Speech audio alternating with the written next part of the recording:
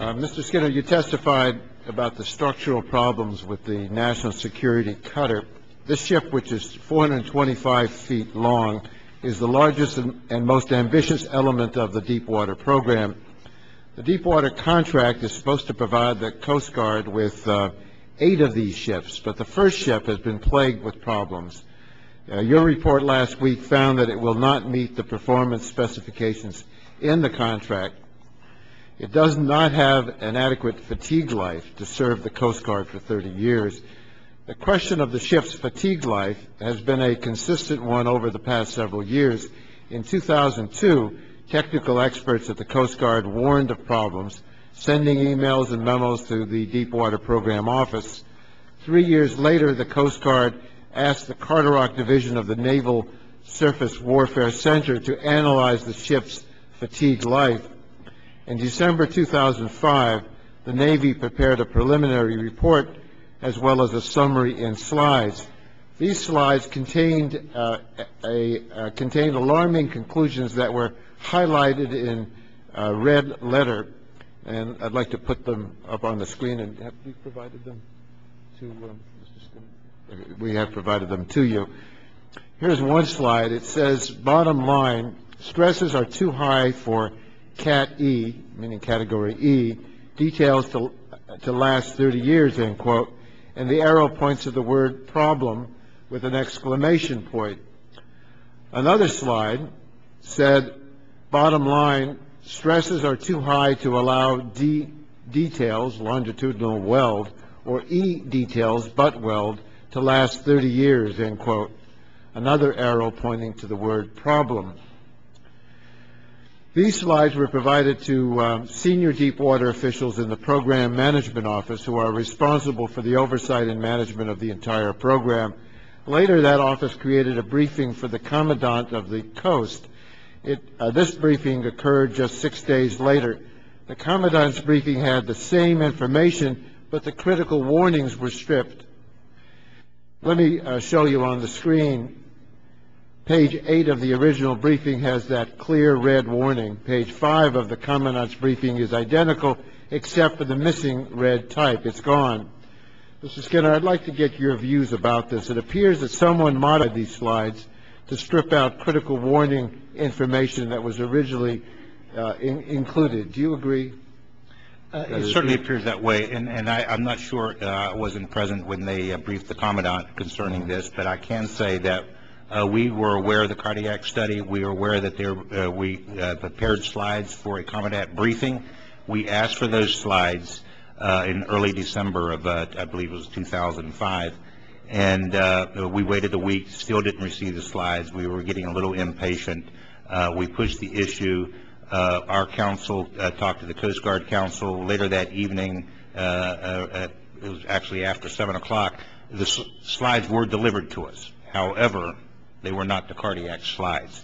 The red lettering had been removed. In the interim, we received back channel the actual copies of those slides. And later that week or the following week, we did receive the originals that had the red lettering. I think this was somewhat indicative of the Coast Guard's attitude with regards, at least at that point in time, with regards to the transparency of what was taking place.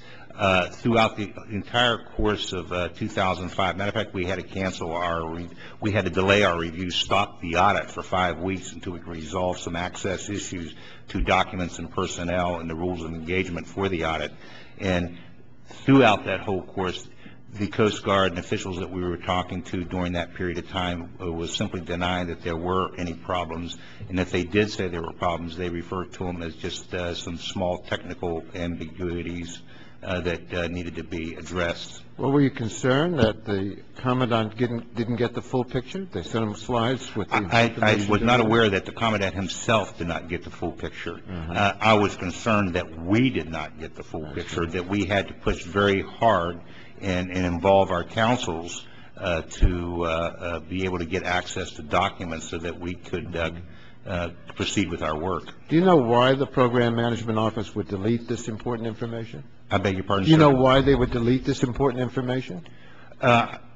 I don't want to really speculate, but it would certainly appear that they did not want to admit to the fact that they were having flaws with the cutter because of the commitment they had made. They had already invested a lot of money to proceed with the construction of the cutter. Chairman, who actually doctored these slides? No, I haven't. You don't know if it was one individual or...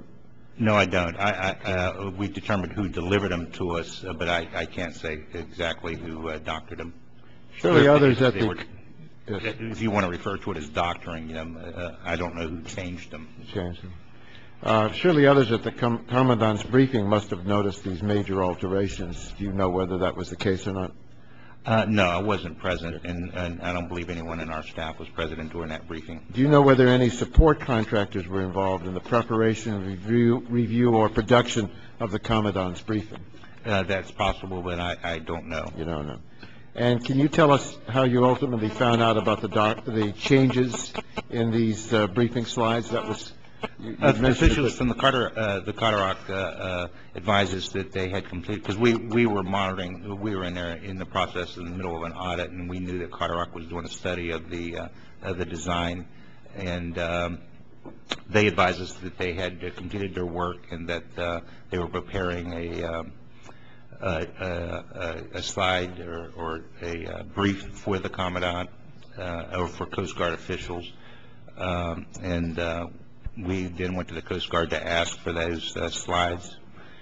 The Cataract officials pointed out to us that they had serious concerns with the design. How unusual is it for you to ask for information and have this kind of deflection of to be nicest about it, deflection of giving you the answers? This is highly unusual. I've been in the IG community long before the IG Act, 38 years. I have never experienced anything quite like this. Do you find it troubling? Very troubling. So troubling that I did bring it to the attention of the Commandant. And I also went and brought it to the attention of the Deputy Secretary, and I brought it to the attention of the General Counsel of the Department of Homeland Security. Well, sugarcoating the impact in this country. Most certainly. Thank you. Mr. Davis? Thank you very much. Fraud and abuse don't come in neat, tied packages together. They're layered throughout the bureaucracy in the way we do